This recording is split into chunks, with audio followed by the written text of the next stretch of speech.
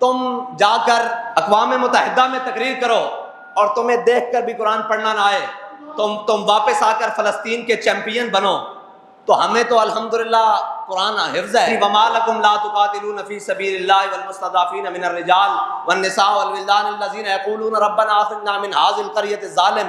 ہم تو یہ قرآن پاک جتنا اللہ نے توفیق دیا ہمیں آتا ہے، ہم تو دیکھ کر بھی پڑھ لیتے ہیں، زبانی بھی پڑھ لیتے ہیں، تمہیں دیکھ کر قرآن بھی پڑھنا نہ آئے اور واپس آ کر تم کہو کہ ہم نے فلسطین کی آواز اٹھائی ہے، تو تم چیمپئن کہلواؤ، اور ہم پاکستان کے اندر ہوتے ہوئے قرآن کے نغمے لبوں پر سجا کر اسلام آباد کی طرف آئیں تو ہم کیسے دہشت گرد ہیں؟ مجھے بتاؤ ہم کیسے جناب وہاں فساد کرنے کے لیے آ رہے ہیں؟